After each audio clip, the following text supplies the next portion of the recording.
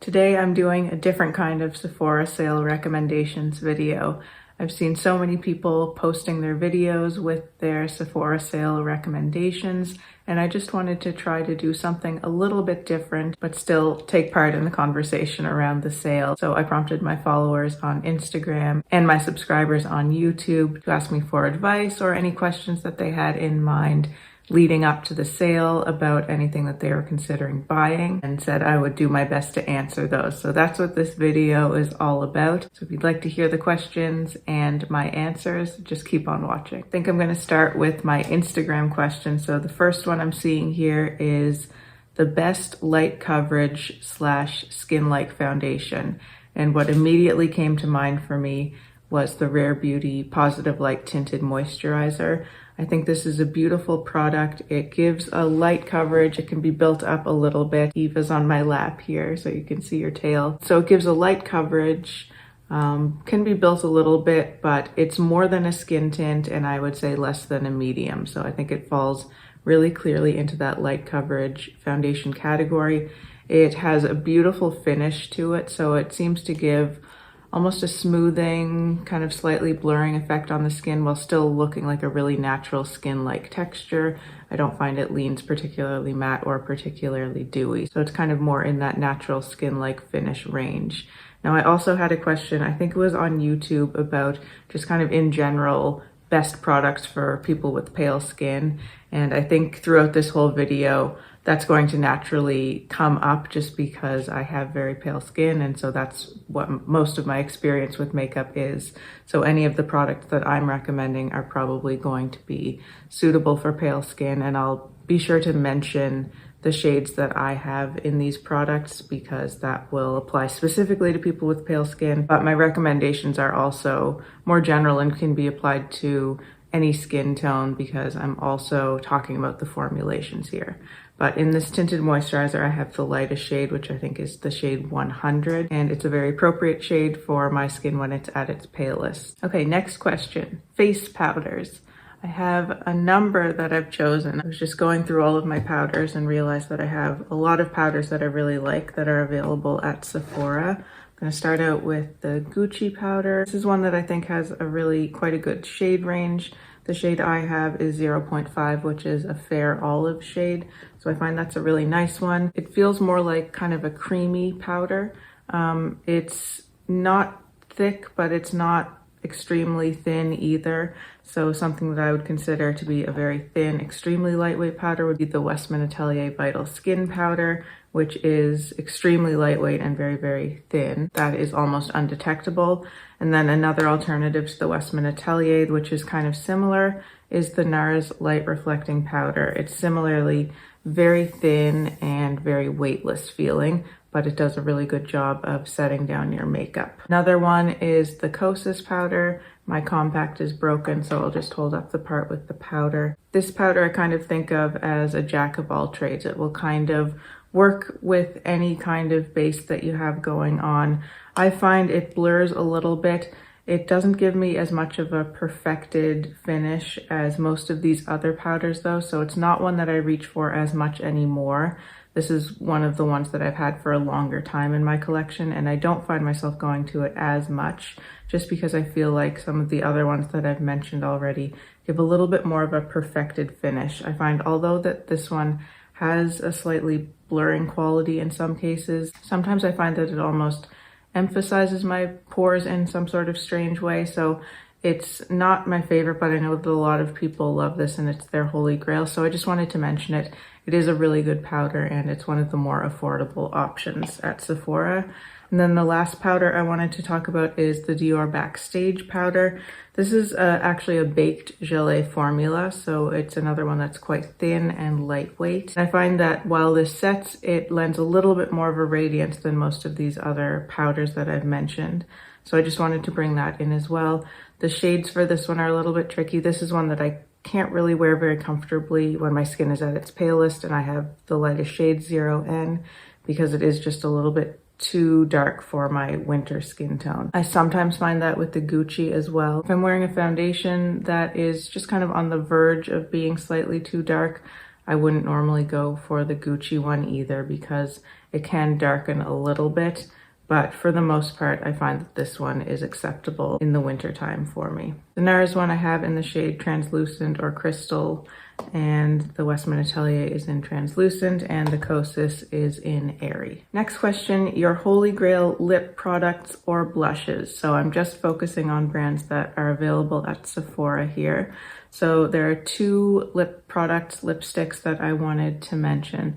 The first is the Merit Lightweight Signature Lipsticks. I'm wearing one of these today. I'm wearing the shade Baby. Actually, I'm wearing both of these lipsticks.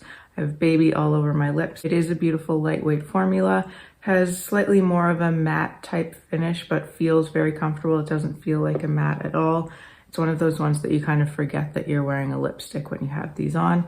And I think they have a beautiful range of shades. The packaging is super luxurious and beautiful as well. And then the other lipstick that I'm wearing today and that I wanted to recommend is the Natasha Denona My Dream lipstick in the shade Natasha. So she brought out a shade as part of her My Dream collection. The shade exists in her line already, but not in this formula. And I find this to be definitely my favorite formula of lipstick that I've ever tried from Natasha Denona. It's more of a satin, kind of a creamy feeling lipstick, and feels actually very like moisturizing on the lips, really comfortable. Not too shiny, but a little bit of a shine. These are the two shades that I've shown today swatched. So that's Baby from Merit, and that's Natasha from Natasha Denona. And I just applied a little bit of the Natasha shade more on the center of my lips today. Now for Holy Grail blushes, for powder blushes, I definitely recommend the Pat McGrath Labs blushes. These are one of my favorite blush formulas, and she has a good range of colors, and I just find this formula is really beautiful and really easy to work with. It's kind of a foolproof type formula. So I'm actually wearing the shade Divine Rose today, which I have here. But any of these shades of these blushes are really lovely. You may want to hold off for a Pat McGrath sale on her specific website because she does tend to have better deals than the 20% off that you can get as a rouge at Sephora, and certainly better than the 15 or 10% that you would get in the other tiers. But I just wanted to include that because this really is my holy grail powder blush formula that you can get at Sephora. For cream blushes at Sephora, I've chosen the Westman Atelier. These are really beautiful blushes. Again, a beautiful shade range. These are a little bit more pigmented and give a bit more payoff. And they have kind of, I find, like a natural matte type finish to them. The other cream blush I wanted to mention is the Merit cream blushes. These are a much more sheer formula, so they're going to be a little bit more foolproof in terms of not having to worry so much about over applying them. They're super easy to work with, and again, they come in a beautiful range of shades, and I find they give a little bit more of a balmy kind of dewy finish on the skin. The next question was about the Givenchy new matte lipstick, so I think that's referring to their velvet, kind of sheer velvet lipsticks. I actually haven't tried those, so I can't speak to that. I have ordered one of those lipsticks as part of my sale order, but I haven't had a chance to try the formula, so I can't speak to that yet. Next one was, hi Kate, a very specific question. What Charlotte Tilbury bronzer is the best for light olive golden skin tone? So for that, I would actually probably recommend a product that I haven't tried. Charlotte Tilbury's cream bronzer that she brought out earlier this year in the lightest shade. I've seen a lot of reviews and pictures of that one, and it seems to have quite an olivey undertone. And I think it also has enough depth and pigment in it that it would be appropriate for a light skin tone. It would work for fair skin tones too, I think, but it has enough that it's going to be okay for a light skin tone as well. So that's what I would have to recommend, even though I haven't tried it.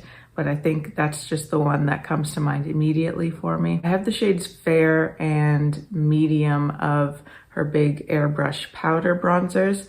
I think it's possible that the Fair shade might be a little bit too fair for a light skin tone. You can determine that better yourself. You know your skin tone better than I do. And then I just find the medium shade in those powder bronzers is really nothing special. It's not particularly olive or golden, so I don't think that it would specifically work extraordinarily well for your skin tone. If you wanted to branch out of the Charlotte Tilbury brand, then I would recommend the lightest shade of the Haus Labs bronzer. This is it right here. It's light level 1, and it has actually a really beautiful neutral kind of olivey undertone, and I think would work really well for light olive skin tones. And I had a couple of questions about Natasha Denona palettes. So one was, which Natasha Denona palette would you recommend getting of the more neutral ones? And then I'm just going to switch over to my YouTube here because there was a question there as well about Natasha Denona. Trying to decide which Natasha Denona midi palette to get during the sale.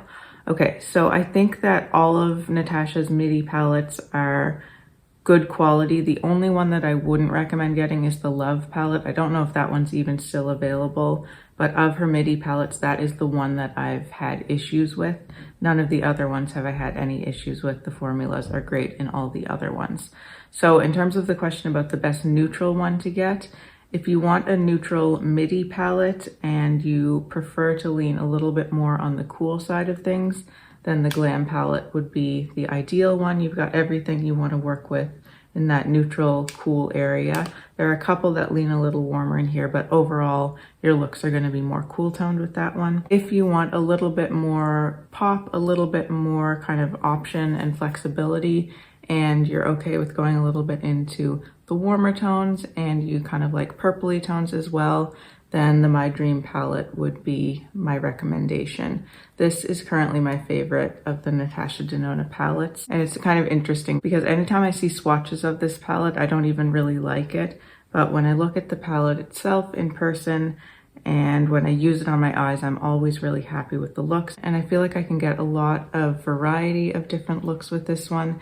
And I think that the metallics and shimmers in this one are especially good. They're definitely, in my opinion, the best metallics and shimmers and duochromes from among all of the Natasha Denona palettes. But as I said, I think all of her midis except for Love are really good. If you like kind of more warm, earthy tones with some kind of pops of green and turquoise, the Zendo palette is a really underrated one in my opinion. If you prefer all in the warm range, kind of oranges and yellows and bronzy browns, then the Bronze palette would probably be the best one for you. If you like a lot of color and you love pastels, the Pastel palette would be the way to go. If you're really into purples and mauves, then Retro would be good. But I would caution you on Retro. I think that you can get a lot of the same feel that you're getting from Retro in the My Dream palette, and I think that the quality of My Dream is slightly better than Retro in my opinion and my experience.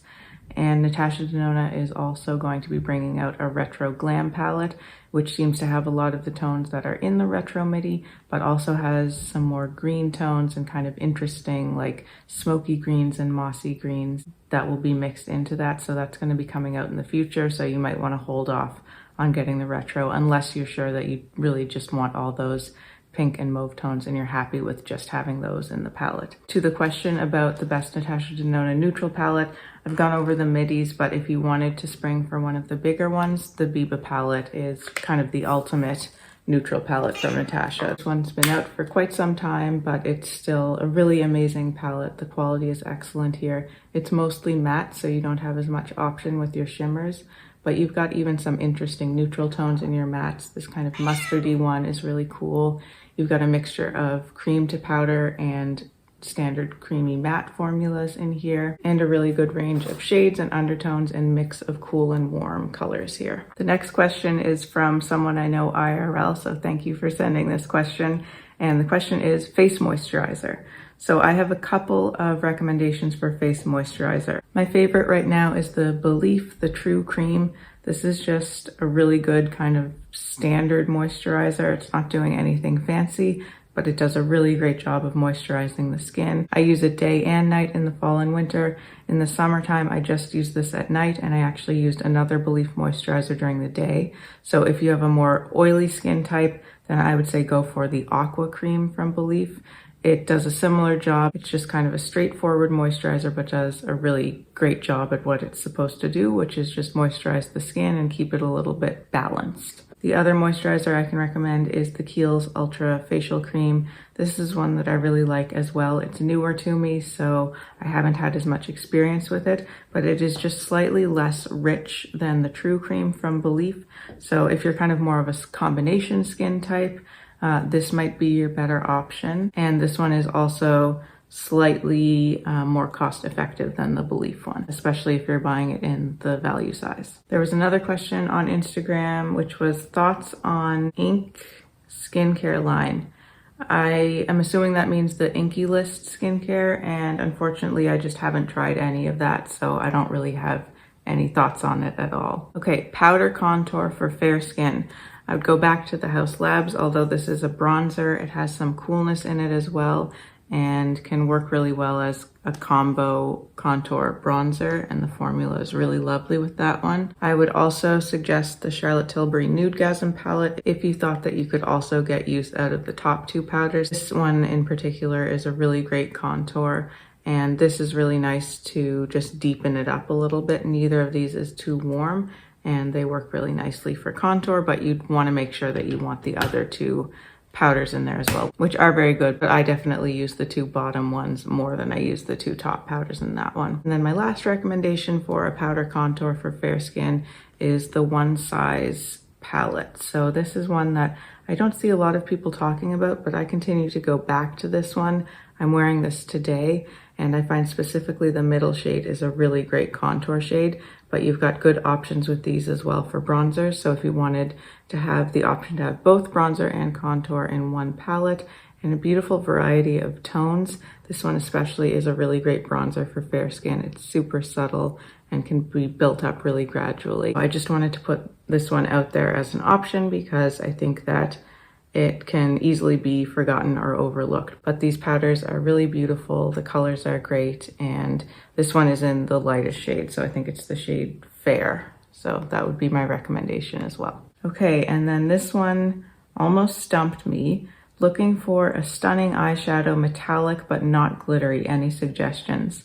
So I like metallics, but I love actually glittery, shimmery shades even more. That's what I'm always drawn the most to, so I had a really hard time thinking of something that's just metallic without glitters and shimmers, but then I came up with this RMS eyeshadow. So this is the RMS Eye Light.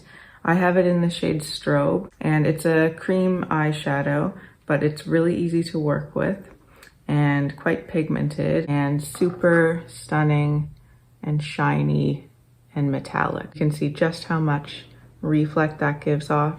They have a beautiful range of colors in this formula, and so that would be my recommendation for a stunning metallic eyeshadow. Now, there were a couple of questions that were really asking about, is it best to shop for certain items at the Sephora sale or to wait for other retailers to have better sales, likely on Black Friday? So for that, I can't give too much information. That's going to have to be more of your research, but I find that for myself, just kind of Googling what their Black Friday sale was like in previous years can help to guide you to determine whether they're going to have a better sale than 20% off for Black Friday. A lot of websites will only put certain items on sale, or like buy two, get 20% off, buy three, get 25% off. So you really have to do your research on that to determine if you're going to be able to get a better deal elsewhere than you are on Sephora. And as one of the commenters mentioned, if you're not Rouge, then you're only getting either 10 or 15% off. In that case, you're probably going to be better off waiting for the brand sale, but I just can't say for sure because each brand is different and each brand will have a different percentage off. I can say definitely the Pat McGrath website often has sales that are better than 20% off, so if there were any specifics there, then I would wait. Westman Atelier, I would say get them on sale from Sephora because I've never seen the Westman Atelier website do a sale at all. They may be on better sale at certain websites in the States, but I'm in Canada and I don't have access to a lot of those websites, so I can't speak to that. Natasha Denona, I think sometimes has better than 20% off for Black Friday, but hers are often dependent on the number of items you're buying, or she'll only put certain items on sale. So like, for example, if you were looking to buy any of the items from the recent My Dream collection, probably Sephora would be better just because I wouldn't expect her to put those on sale on her website. But again, I can't say anything for sure. So I really do recommend doing your own research if there are specific things from specific brands that you're wanting to get on sale. Okay, I'd love to know the longevity of your favorite products. That's difficult for me to speak to because I'm usually not wearing makeup all day, but I would say probably the longest wearing foundation that I have from Sephora is the Hourglass Soft Glow Ambient Foundation. For concealers, again, the Hourglass Vanish Concealer is a good one. And I find the Item Beauty is a good one as well for a more dewy finish that's really quite long wearing. And the other thing that I find really significantly affects wear time is powder. That's probably an obvious thing. That's a long-standing concept in makeup that if you powder something, it's going to last longer. My typical is to just powder certain areas, but I find on the times that I do powder my whole face before going in with other products, everything does really last a lot longer. So you can go back to the powder section of this video if you're looking for specific recommendations. And to the question about which products are genuinely undupable and how to dupe the vibes of those that we maybe can't afford at this time. I mean, I think everything is dupable to an extent. For me, it becomes really difficult to dupe something in both color and texture. So for example, with the Pat McGrath blush, I'm sure you could find other blushes that have similar tones, and you could find other blushes that have similar formulas and textures, but you might not find those two together. So I think it kind of comes down to prioritizing which is more important, the color or the texture of a certain product, but everything to an extent is dupable and undupable. One that I'm going to talk about again, I think this is the third time I'm talking about this, that may be genuinely undupable, or at least I haven't tried anything like it in terms of both texture and the color, is the Haus Labs bronzer, specifically in light level 1. I don't have any other bronzers that are really similar to this shade, and I don't have any other bronzers that are really similar to this formula. It's a kind of gel powder hybrid formula, so it actually feels quite creamy when you touch it and almost has a creamy effect on the skin, but it does kind of turn into a powder when you apply it at the same time. So that would be perhaps my one truly undupable product that I can think of. And then they said, feels like most of the Charlotte Tilbury products I want have similar enough dupes that I won't be purchasing this time. And I think that's true. Charlotte Tilbury, to me, is probably one of the more dupable brands, although her products are so hyped and they go viral so often. I find most of the ones that are extra hyped are not really all that exceptional, although they may be good quality and fun and exciting to use. You can find other things that will give you the same kind of effect and look. Okay, best spot concealer for an 8-hour shift. I find Tarte Shape Tape works great under my eyes. I know the stigma, don't hate me, but on blemishes, it withers away. Okay. I would say for blemishes, probably the Hourglass Vanish Concealer. I find that to be the best. Part of that is because of the shade that I have. This is the shade Birch, and it has kind of an olivey green undertone to it, which is especially good for blemishes. But I find this formula in general just is one of the best wearing on blemishes for me. I don't think I've ever really found a concealer that is completely bulletproof on blemishes. It always fades for me, but that's one of the best ones for sure. For a more affordable option, I do think, again, that the Item Beauty Concealer is really good and wears pretty well on blemishes as well. What's your best holiday face palette? Because we are so many this year. Hourglass, Pat McGrath, Charlotte Tilbury, Natasha Denona. I don't think we need to have all of them, except if you're a makeup addict like me. Yes, I agree. You don't need to have all of them. My favorite is actually the Natasha Denona My Dream. I think this whole collection was really great, and this is the one that I find myself going to the most. The Charlotte Tilbury one, although it's beautiful, I find I'm not really that interested in it on a day-to-day basis. The one lighter blush in there is the one that I have gone to more than anything else, but I'm not particularly interested in the rest of the palette I've found. The Patrick Ta blush and highlight palette I think is really beautiful, but you have to make sure that you actually want all of the products that are in that. So you have to make sure that you want the cool tone blush, and you want the warm tone blush, and you want the highlighter. And if you're expecting the traditional Patrick Ta blush duo formula, you're not going to get it from that. But if you found that that formula was too highly pigmented, then that palette is a really great option. I think it's really beautiful, and I think if you like a more kind of radiant, more buildable blush, then you would like that, but you have to just make sure that you want all those tones. I really like the highlighter in that as well, but I know that that is not as popular for some people. I didn't try any of the Hourglass face palettes this year. I have a couple from previous years, and although I used them when they were newer, I don't find myself going back to those much at all. And I found that the 3 they brought out this year were a little bit confusing for me. None of them seemed to be the perfect palette for me, so that's why I decided to skip those. Their powders do have really beautiful formulas though, and so if you were considering those and you really do like one of those particular color stories, then that would probably be a good option as well. But with the Natasha Denona, this just gives me everything I want, and it's in a nice small format. This blush here is really beautiful. It's one of my favorite blushes. It's just this beautiful, neutral, really easy to wear shade, and the formula is really easy to work with. And I love that we have both a powder and a cream highlighter in here. I prefer to go with the powder first. This is a really beautiful one because it's not overly metallic. It's a really soft, but still kind of special glow to the skin. And then I like to tap a little bit of the cream over top, but you can layer them in the opposite order as well.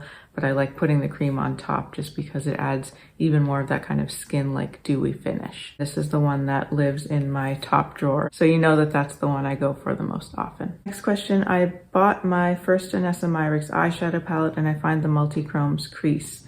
So I assume you're referring to the new Lightwork palette. I haven't bought eyeshadow primer in years, but I'll do anything to make this $100+ palette work. Any suggestions for a long-lasting eyeshadow primer? So I see someone else responded to that.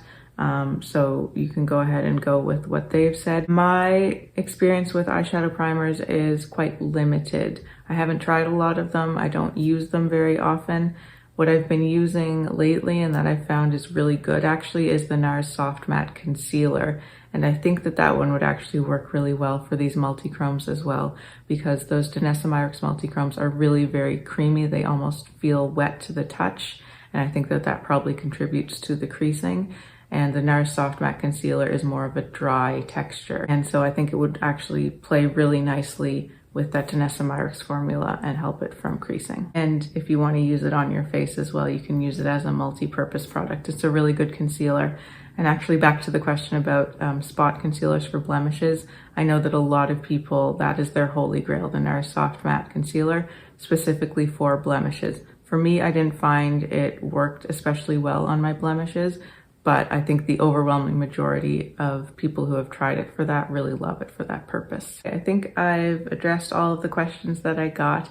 Let me know if you have any other questions or comments below. I always love to see those. If you'd like to see more from me and you haven't subscribed to my channel already, I'd love for you to do so. Oh, and I just wanted to mention, I finally got affiliate links for Sephora and a number of other retailers, but we're talking about Sephora here. So I'm gonna link everything below, and I'll include my general affiliate links for Sephora Canada and Sephora US. If you would like to shop through those links while you're doing your Sephora shopping, I would really appreciate it. It really would help out my channel, but of course, no pressure if you don't want to. But I just wanted to let you know, because it's been quite a long time coming for me to finally figure out how to get those affiliate links. So they are there now if you're interested. Thank you so much for watching. Take care, and I will see you in my next video. Bye.